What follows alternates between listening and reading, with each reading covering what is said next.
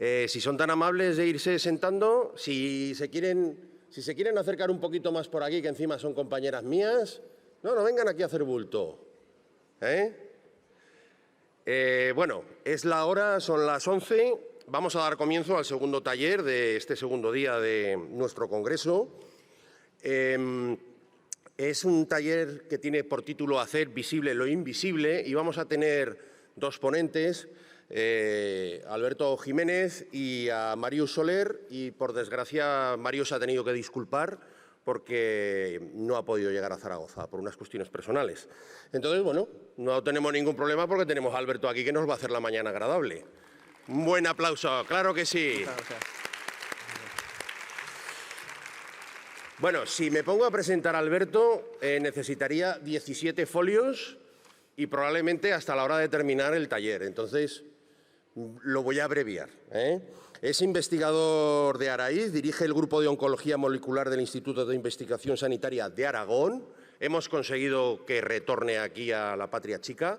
Ha estado muchísimos años fuera de España, pero por suerte hemos conseguido que se vuelva a afincar aquí en su tierra. No me voy a extender porque lo importante es que hable él. Y bueno, te dejo aquí con tu público entregado. Alberto, muchas gracias. Bueno, muchísimas gracias. Gracias, César, por esas palabras. Habitualmente, todas las personas que visitan el laboratorio tenemos la secuencia de un gen y pedimos a la gente que se ponga y le elegimos la marca por la altura. César sigue siendo el campeón. Si hay alguien más alto que César, que por favor venga al laboratorio. Bueno, este taller nos hacía muchísima ilusión hacerlo. Iba a ser un coloquio muy tranquilo hasta ayer al mediodía. De hecho, yo me relajé bastante porque confiaba que el peso lo llevara Màrius, que para eso él es el importante. Pero bueno, le hemos tenido que dar una vuelta. Màrius ha tenido un contratiempo, se encuentra bien, pero bueno, no para coger el tren desde Barcelona y pasar el día con nosotros. Entonces voy a intentar hacerlo lo mejor posible. Entonces esta presentación realmente la hemos puesto un poco de soporte, pero me llamó mucho la atención que su asociación quiere visibilizar el cáncer de mama masculino, porque a veces pasa desapercibido. Y yo he trabajado en un proyecto de diagnóstico del cáncer, tumores cerebrales, que no se ven habitualmente bien, y siempre llamábamos biopsia virtual, ver el cáncer invisible. Entonces, bueno, tenemos ese nexo común.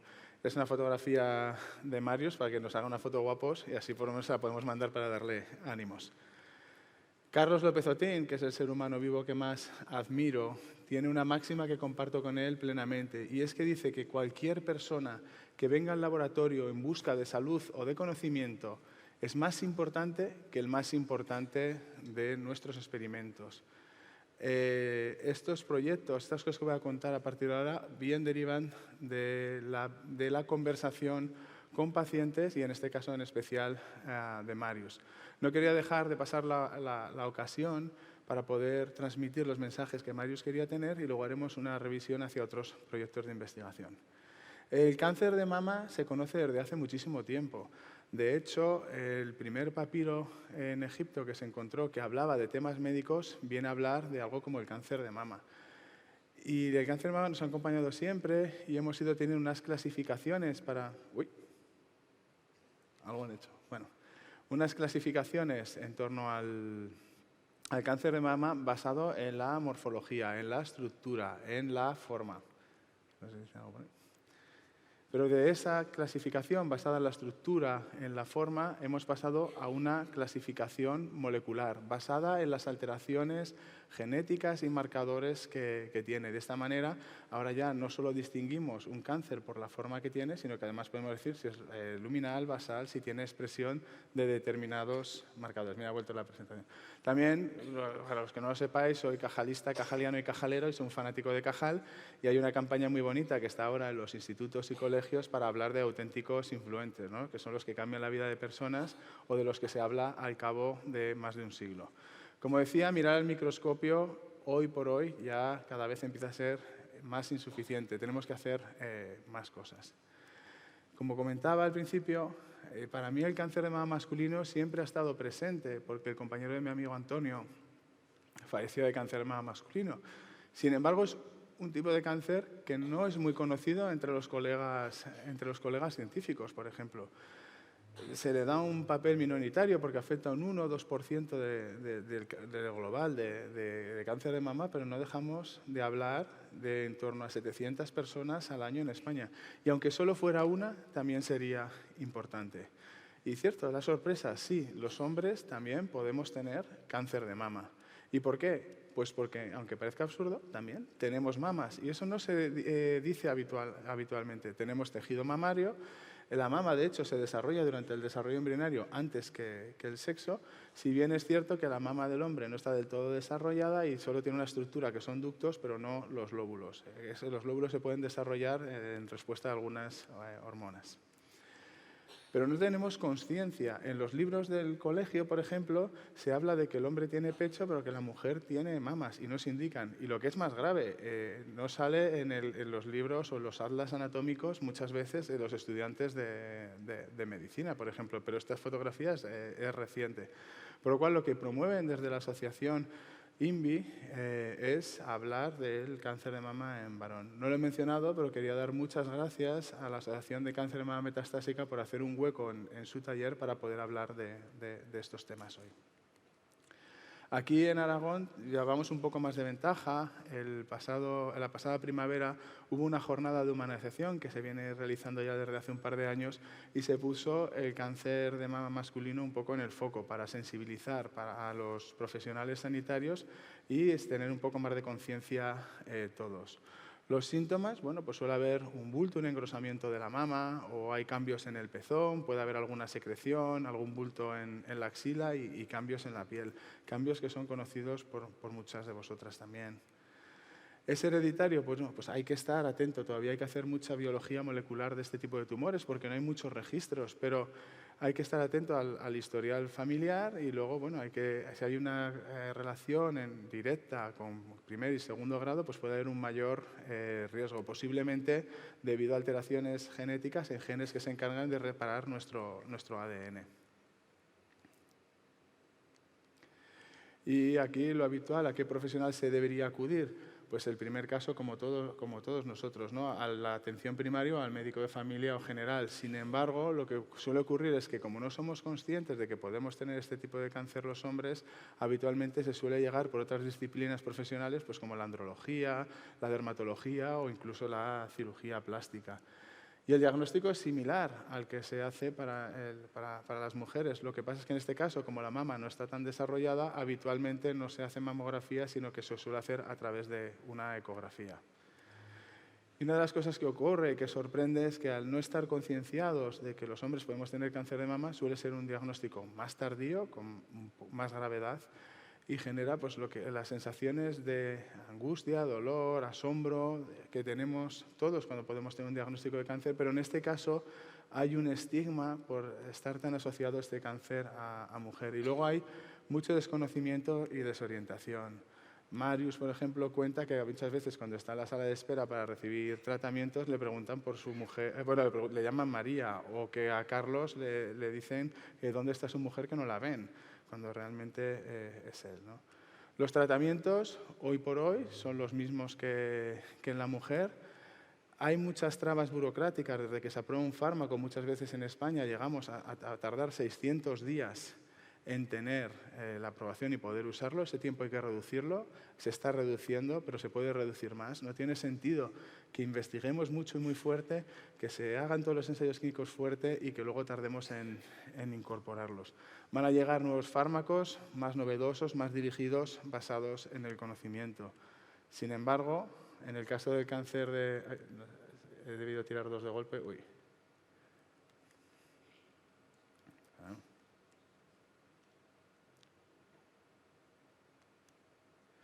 Bueno, sin embargo, en resumen, ¿vale?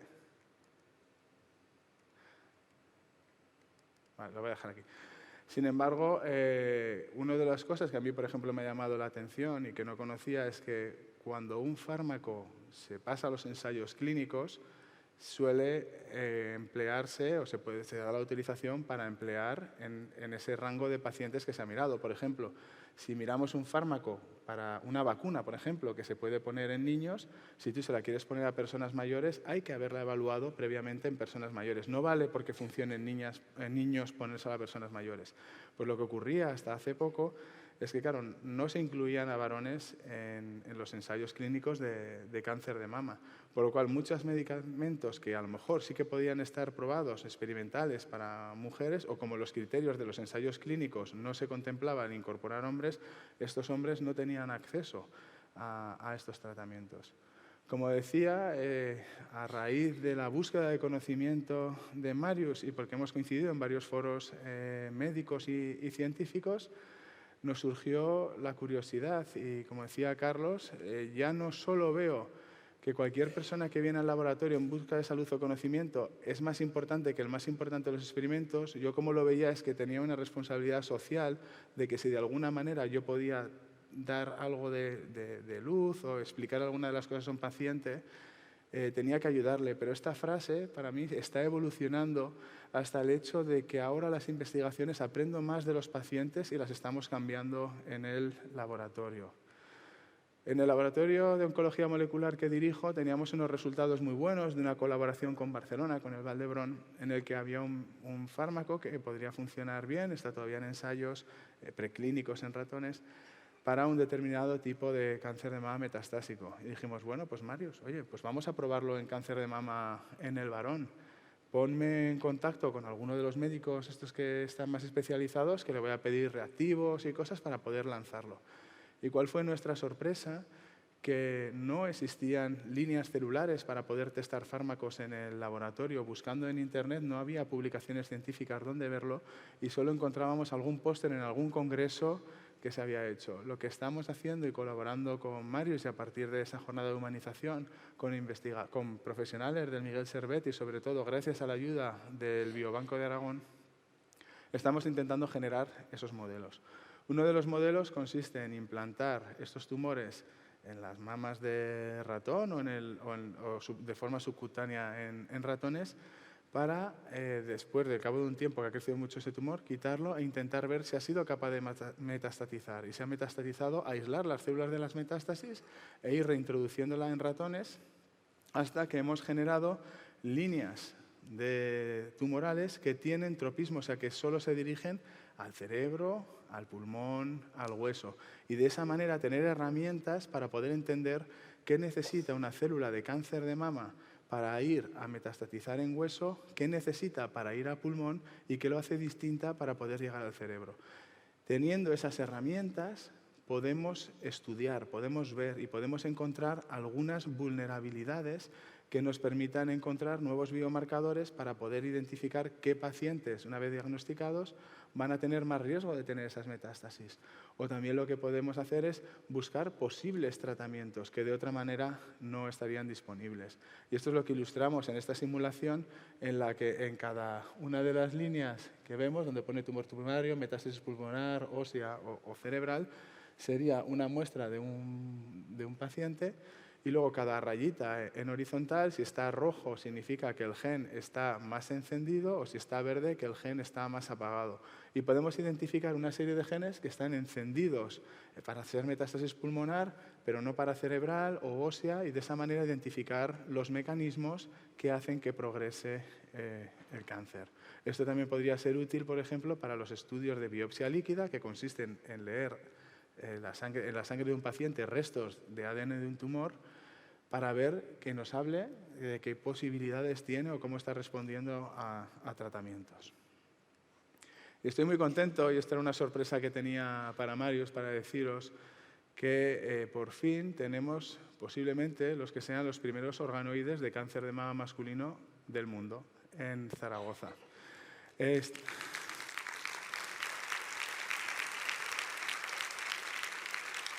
Y esto surge del empuje de Marius, de esas jornadas de humanización y de la ciencia trasladada del paciente, de la necesidad del paciente a los laboratorios. Por lo cual vemos que esa comunicación, como decía, ya no es que yo aporte luz a un paciente que a lo mejor ha venido alguna vez y he trabajado en enfermedades raras y a veces decirle a un padre, no, no eres responsable de que tu hijo tenga esa mutación, esto se llama biología y darle un poco le transmites calma, ¿no?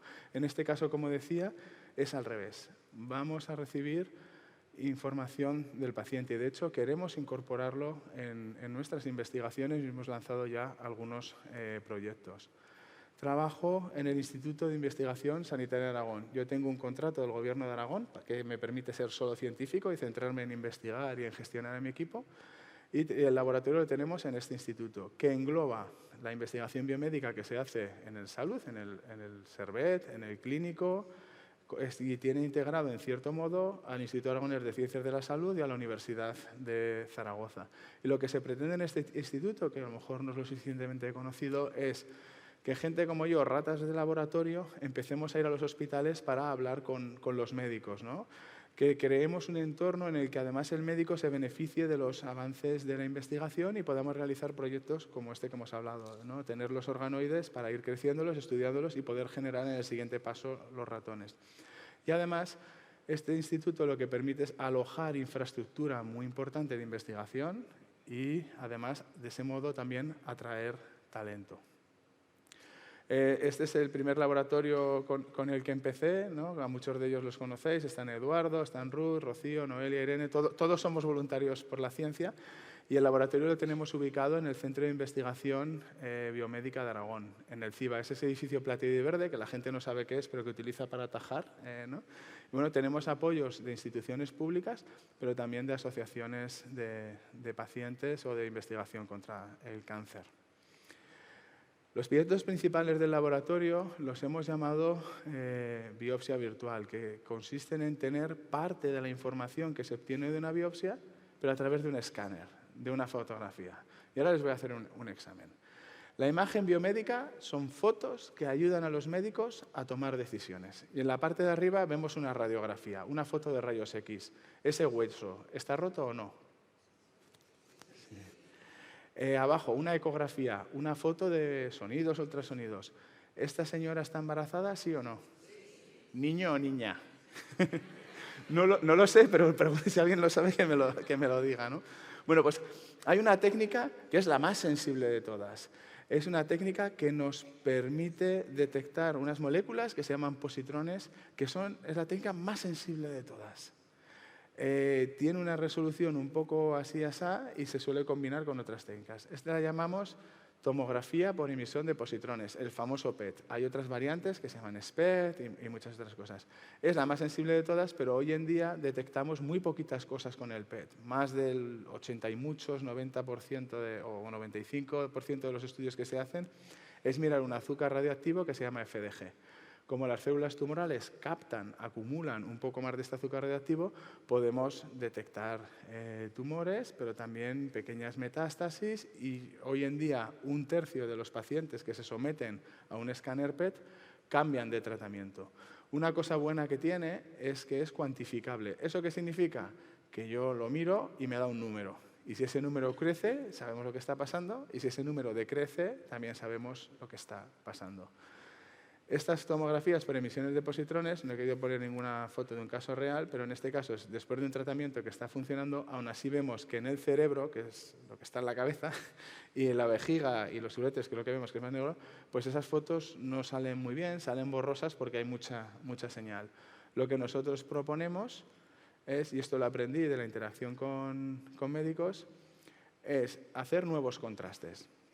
Una de las cosas que he aprendido estando dentro de un instituto en el que colabora con médicos, y esto yo no lo sabía, llevaba trabajando ya 10 o 12 años en tumores cerebrales, es que aunque esta persona en esta resonancia tenga una masa en la cabeza que parece un tumor cerebral, que parece un glioblastoma, que tiene forma de glioblastoma, tiene un halo que lo recuerdan y lo suelen tener los glioblastomas, además tiene la edad en la que suelen aparecer esos tumores, pues no es un glioblastoma hasta que no llega un anatomopatólogo, o sea, alguien que analiza una muestra al microscopio y te dice un glioblastoma.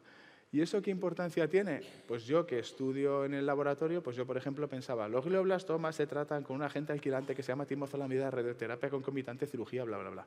Pero no, hasta que no sepas si es un glioblastoma o no, hay determinados tratamientos que no los puedes dar. Entonces la pregunta que hicimos en el laboratorio es, claro, aquí tomar una biopsia tiene sus riesgos y en algunos casos es complicado. Y además el tumor puede ser heterogéneo. Si cojo de un trozo puede salir positivo y de otro negativo. Por lo cual hará falta tomar varias biopsias.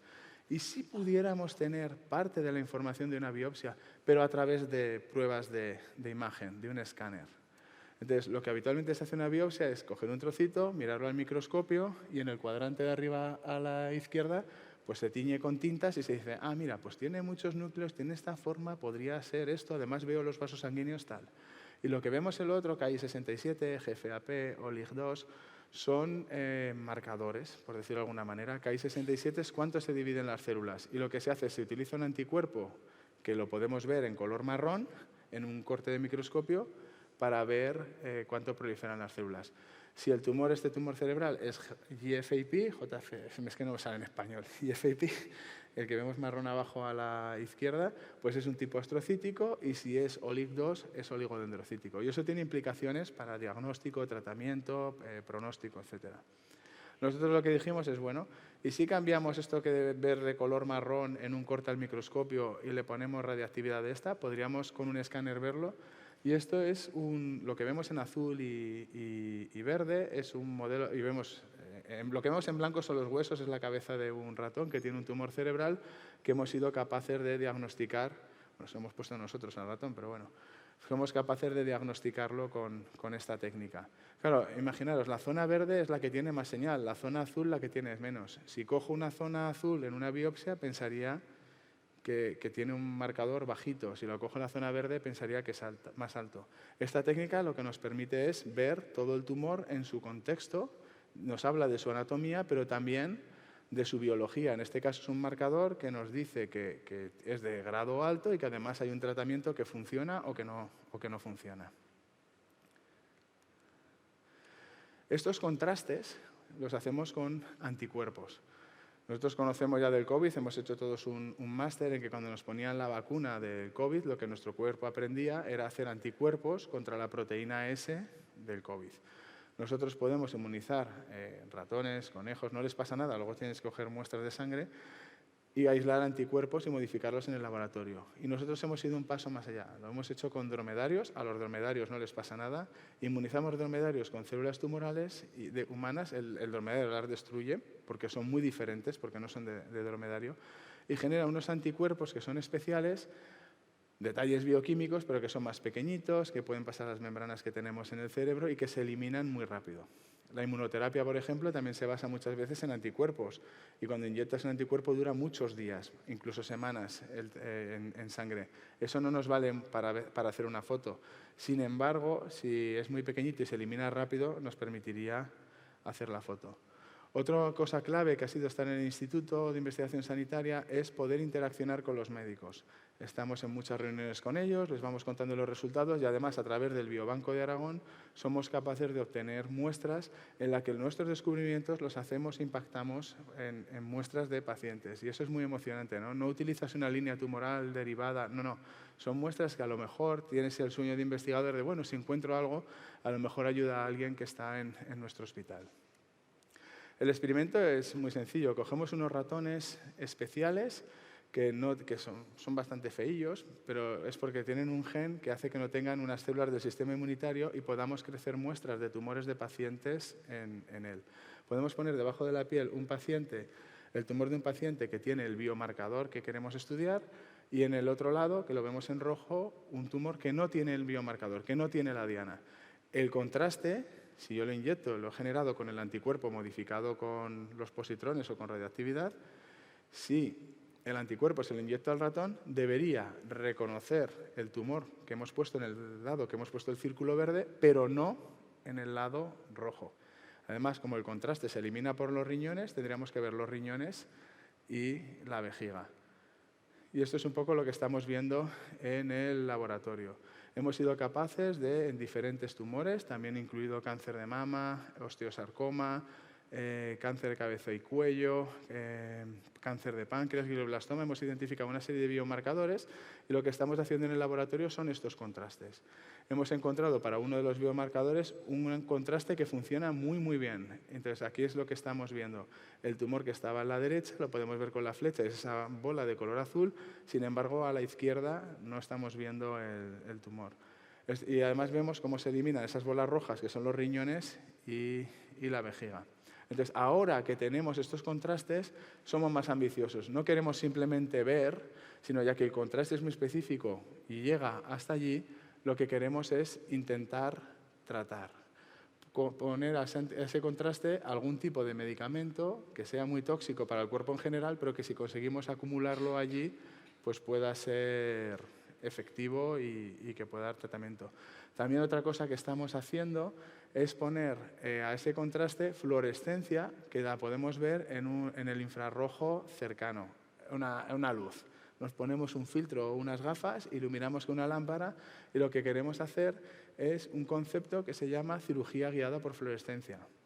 Si un paciente tiene un determinado tumor, poner este contraste, poderlo ver a través de un escáner y al día siguiente de la operación, operar e iluminar con esta luz para ver si nos hemos dejado algo. Entonces, ahora mismo vivimos un momento muy bonito en el laboratorio, hemos alcanzado una madurez muy maja y queremos impactar en ese lado. Luego tenía 2 o 3 diapositivas más en las que hablábamos un poco de un espacio Cajal que hemos puesto en la universidad y de otras cosas, pero yo creo que si queréis podemos dejarlo aquí y abrimos el micrófono y si queréis hacer alguna pregunta tenemos un cuarto de hora, 20 minutos para poder hacerlo. Muchas gracias.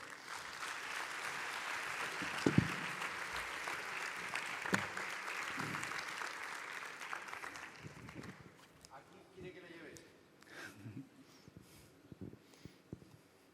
Pero bueno. ¿En serio? ¿No hay preguntas? Sé que lo he explicado bien, pero bueno. A mí mis alumnos me dicen, no, tú no explicas bien, nosotros entendemos bien. Tienes razón. Bueno, una cosa que no he mencionado, un proyecto que hemos lanzado ahora en el instituto. Ah, mira, estaba aquí, es este. Voy a coger el pasador.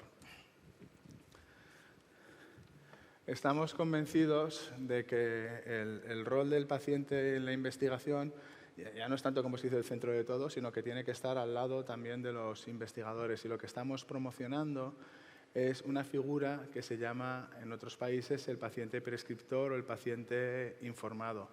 Estamos creando un grupo de trabajo, ya llevamos más de un año trabajando con diferentes asociaciones, pero lo vamos a ir abriendo poco a poco a más gente con el objetivo de que el paciente también tome parte en las decisiones de lo que hacemos. No van a decir, oye, Alberto, deja de investigar en lo que haces y dedícate a esta otra cosa, pero las reuniones que tenemos con ellos nos abren los ojos y dices, yo cuando miro los ratones siempre mirábamos supervivencia, pues desde que interaccionamos y ha participado en nuestros comités, pues ha estado Amparo, ha estado Pachi, ha estado Marius también y muchas otras asociaciones.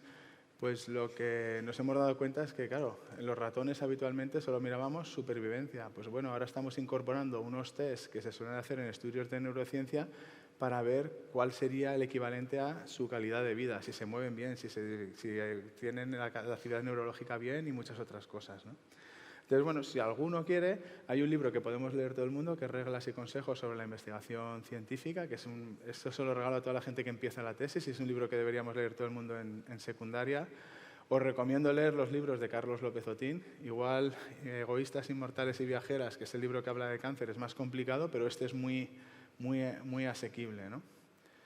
Luego, como os decía, quería deciros también que estamos llevando a cabo muchas iniciativas en torno a Cajal para poner en valor la ciencia. Recordar que uno de los grandes científicos de la historia era nuestro y que además era de por aquí. Entonces, bueno, hay un espacio Cajal que me encantaría que en algún momento fuerais a visitarlo, que va a ser un espacio permanente, que no perenne. Significa que va a ser un espacio vivo y que hay piezas que dentro de un mes cambiarán, dentro de 3 meses cambiarán otras por estado de conservación, ¿no? Y que va a haber dinamismo. Y finalmente, pues bueno, quería dar de nuevo las gracias a la Asociación de Cáncer de Mama Metastásico, a la Asociación Española de Cáncer de Mama Metastásico por acogernos. Siento mucho que Marius no haya podido venir, pero bueno, le mandamos muchos ánimos al crack. Muchas gracias.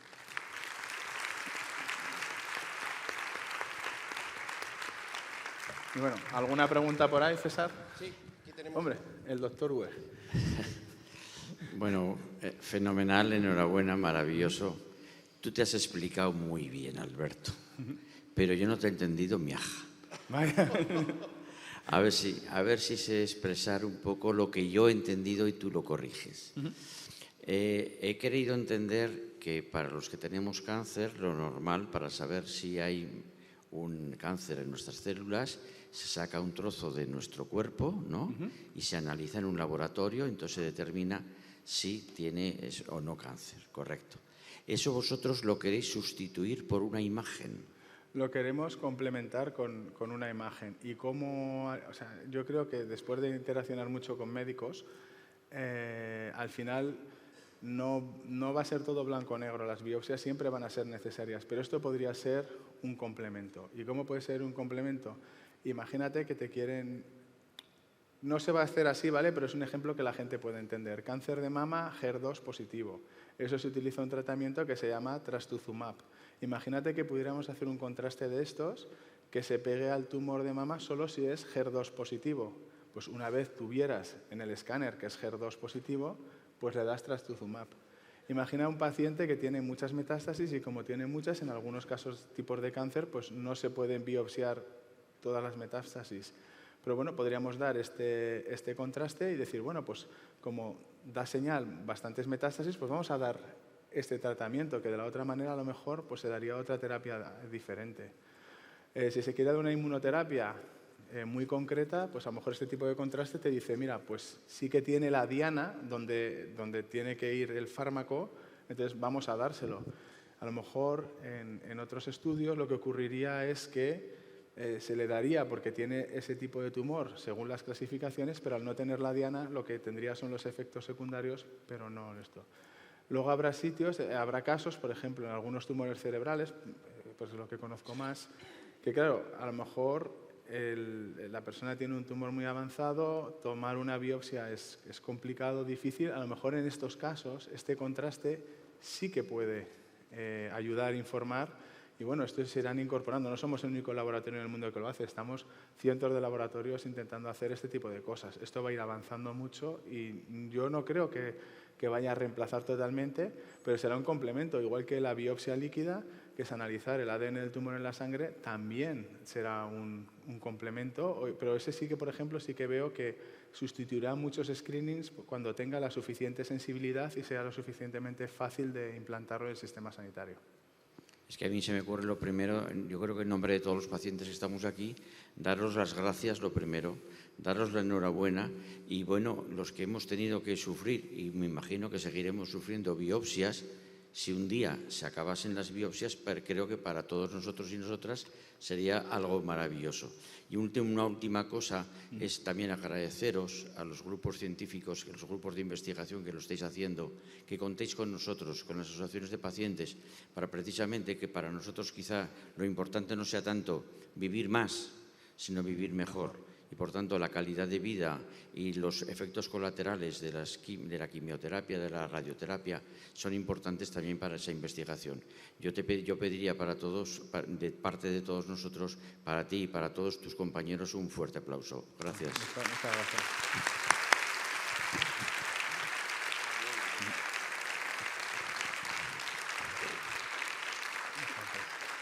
Bueno, estoy por aquí. ¿Dónde quieren que lleve el micrófono? Yo me voy a reservar los 2 últimos minutos, porque como soy el anfitrión, pero para mis 2 minutos faltan 8. Venga, ¿quién se lanza? Así me gusta.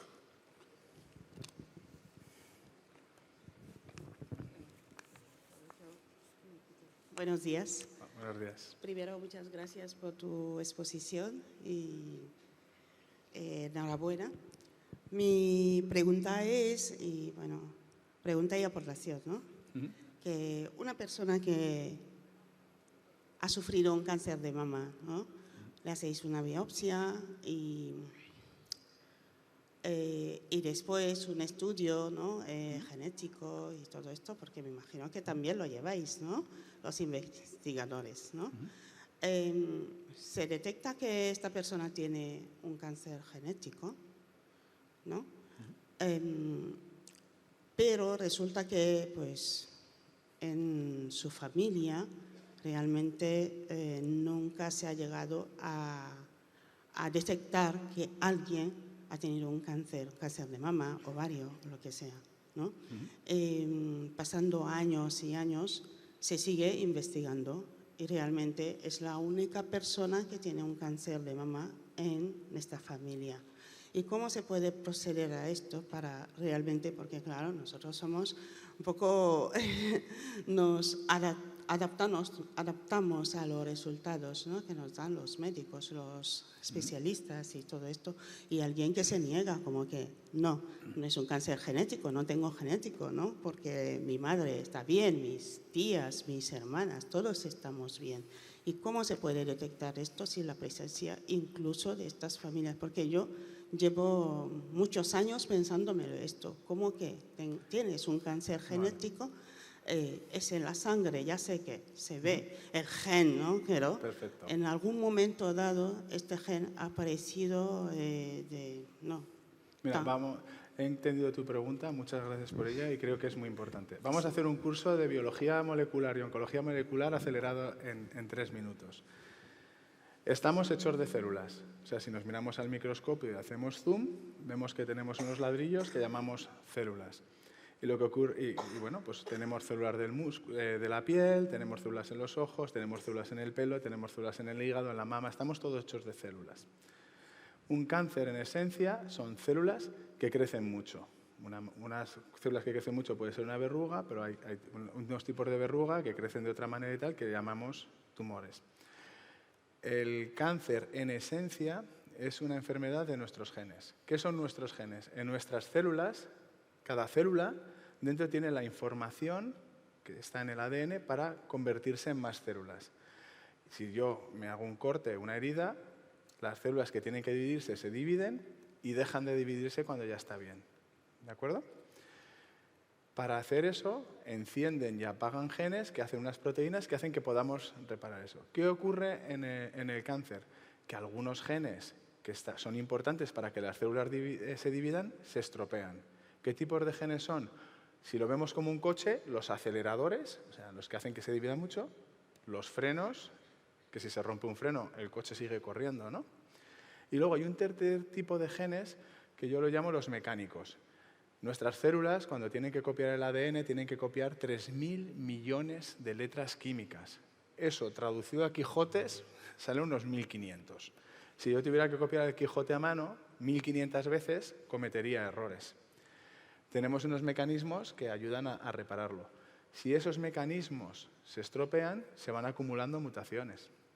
Y se van acumulando, y puede haber alguna en estos otros genes que son importantes para que las células se dividan mucho. ¿El cáncer es una enfermedad de los genes? Sí.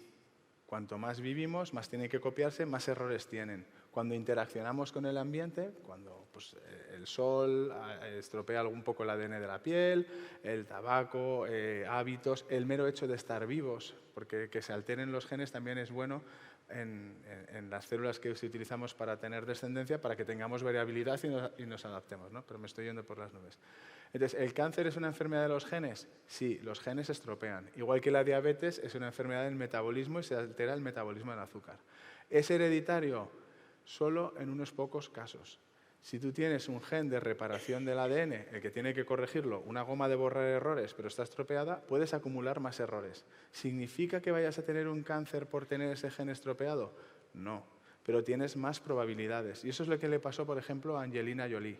Angelina Jolie, su madre y su tía habían fallecido de un cáncer de mama o un cáncer de ovario. Y se sabía que había un gen de estos que repara ADN, que se llama BRCA1 o BRCA2, no me acuerdo cuál de ellos es, que lo tenía estropeado. Ella, cuando ya tuvo hijos y una determinada edad en la que aumentaba el riesgo, decidió hacerse un test genético y decir, ostras, tengo este error. Y para darlo a conocer a la sociedad e involucrar a la sociedad, ella decidió pues, hacer una operación extrema, que era extirparse los pechos y vaciarse. Pero lo que hizo ella es concienciar a todo el mundo que existen herramientas para poder hacerlo. Si en tu entorno familiar no ha habido casos en primera, segunda generación en determinadas mujeres, bueno, pues posiblemente lo que ha sido es un caso de vivir. El mejor consejo que te puede dar alguien se llama consejo genético. Y eso lo que hay que hacer es ir al médico de familia y decirle, por favor, quiero un consejo genético. Y le explicas que, bueno, que en tu caso has tenido un cáncer de mama y que puede haber antecedentes familiares y que te gustaría que te estudien. Y habitualmente se pueden mirar unos pocos genes que pueden favorecer, ¿no? Imagínate pues los 2 genes de reparación de ADN. Pero bueno, y si de repente te lo encontrasen, pues bueno, pues mirarían en tu entorno. Bueno, y espero que te encuentres bien. No sé si te he explicado, y si no te lo he explicado, lo vuelvo a hacer, ¿vale? En este caso me atrevería a decir que no es que nosotros entendamos bien, es que él explica muy bien, porque yo, que soy de letras, lo he entendido todo. Pero porque hablo del Quijote. Ah, eso también. ¿Alguna otra pregunta? ¿Que tenemos tiempo para una preguntita más? Voy. Sí. Espere, si no le oye el público. Sí. Hola, buenos días, soy Trinidad. Sé que más o menos lo has explicado muy bien, pero en mi caso somos 5 hermanos. Mi hermano ha fallecido no del cáncer, pero bueno. Mi hermano el mayor tuvo cáncer de colon, con metástasis en el hígado. Yo ahora de momento estoy con cáncer de pulmón, con metástasis en huesos, y mi hermano el pequeño ahora primero de año le han operado también ha tenido cáncer de próstata. Entonces, ahí es donde llevo yo, lo has explicado muy bien, pero ahí estoy en la duda de si genético o no hereditario, son cánceres distintos, porque están en distinta parte del cuerpo, pero... No soy médico, Ya. yo veo paciente y no me atrevo a lo que dicen las guías clínicas. Pero en ese caso pediría consejo genético. Una de las claves para estos tipos de cáncer que tienen un componente hereditario, no me gusta decir hereditario, suelen ser que aparecen a edades muy tempranas, muchas veces antes de los 40 años. Entonces, si todos viviéramos lo suficiente, pues iríamos acumulando mutaciones y pues, podríamos desarrollar determinados tipos de tumores. En el caso concreto de su familia, pues bueno, a lo mejor pregunte en el médico de familia si considera que puede haber la conveniencia o no de hacer un consejo genético. Ellos tienen los conocimientos y si no, le derivarán a un especialista que dirá... Pero bueno, a lo mejor hay otros genes que no conocemos muy bien, que todavía no están considerados como estos genes de reparación de ADN que se conocen muy bien, y a lo mejor dentro de unos años, cuando avance más el conocimiento, pues resulta pues, que hay genes que ayudan muchísimo a desarrollar un cáncer, como puede ser BRCA1, y otros que solo te van dando unos pequeños puntos. ¿Hacia dónde va la investigación? Pues vivimos un momento apasionante. Fíjate, leer los 1500 Quijotes que tenemos en una célula, ¿te acuerdas del efecto 2000? Eso que se iban a caer los aviones y tal. ¿Sabes cuántos genomas se habían leído para el año 2000? Ninguno. El primer genoma, el borrador, se hizo en el año 2002, creo, un 2001-2002, costó 3.000 millones de dólares y se tardó más de 15 años. El proyecto de los genomas del cáncer, uno de los cuales lideró Carlos López Otín con Elías Campo, el de la leucemia linfoblástica aguda, el presupuesto era 500 millones, creo recordar, 100 millones de euros para hacer 50 genomas del cáncer. Y eso era hacia el año 2010, 2015, creo recordar de memoria. Ahora se puede hacer un genoma en el CIBA por menos de 1.000 euros y si lo mandas a una empresa cuesta 200, 500, 700. ¿Eso qué hace? Que empecemos a tener una cantidad de conocimiento que no teníamos antes y que tengamos una mirada diferente hacia los tumores. Luego es posible que, bueno, dentro de un tiempo pues haya una combinación de genes que se estudia que se puede, en vez de mirar un gen concreto, pues se mirarán paneles. Entonces, bueno, pues espero, pues no sé, igual que hay determinadas familias que puede haber unos componentes con una predisposición más hacia accidentes cardiovasculares, pues bueno, en la evolución hemos tocado por ahí.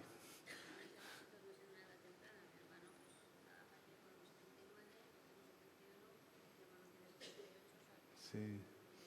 A ver, en la evolución, la especie humana, lo que prevalece es la reproducción. Yo tengo 43 años. Yo a mi edad podría tener hijos de 20 y algo y nietos.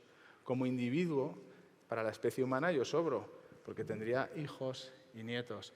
Hay otras especies, lo hemos visto todos en los documentales, que son tortugas, que ponen cientos de huevos, y hay tortugas que viven 200 años y tienen menos incidencia de cáncer. Muchas veces lo que tienen son supergenes de reparación del ADN, ¿no? ¿Pero qué ocurre a esas tortuguitas?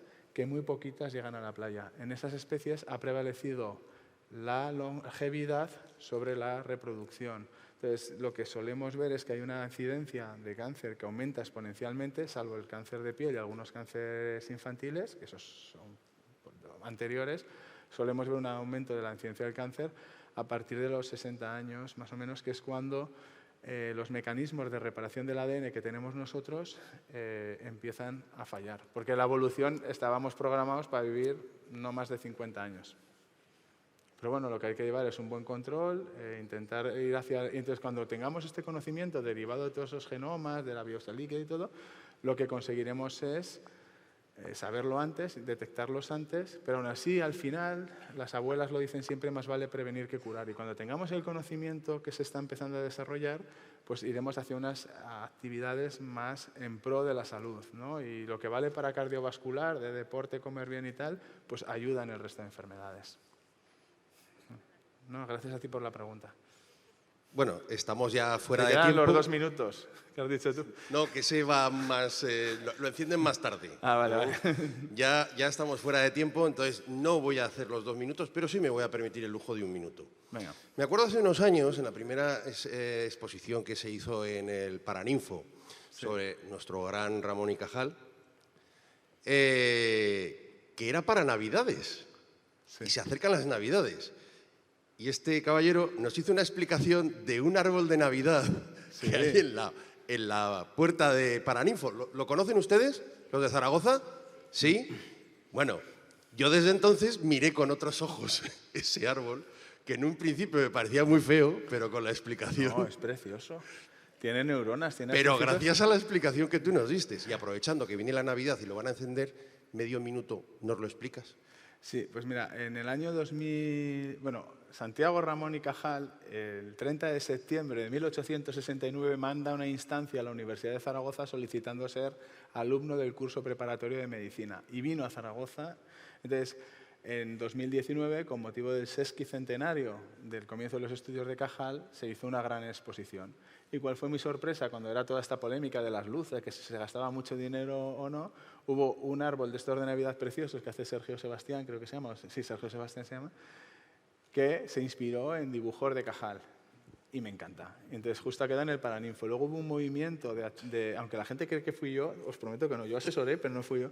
Hubo un movimiento de profesores de secundaria, de biología, que les gustó mucho la exposición y dijeron que la calle que teníamos en Zaragoza, que era muy pequeña, que hacía falta una gran vía. Y como la Gran Vía no es un término de calle, sino que la Gran Vía se llama Gran Vía, lo que hicieron es añadirle de Santiago Ramón y Cajal. Y pusieron un busto precioso de Bayoz.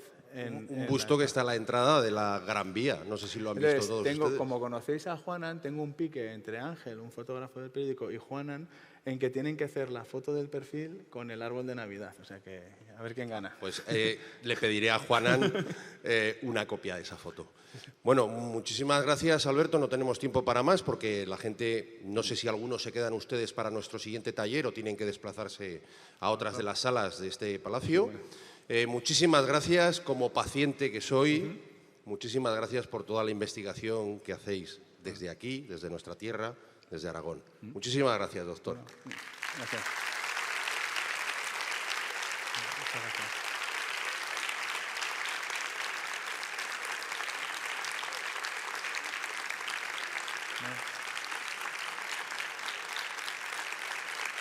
Ni en la ópera dura tanto un aplauso, ¿eh?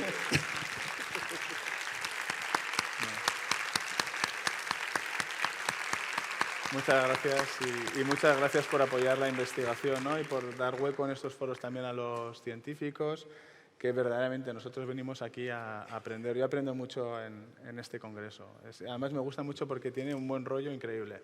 8 años ya llevamos de congreso. Yo me acuerdo del primero aún, ¿eh? y espero que sean 18, por lo menos. Vale. Muchísimas gracias a todos. Muchas gracias. Qué grande eres. Nada.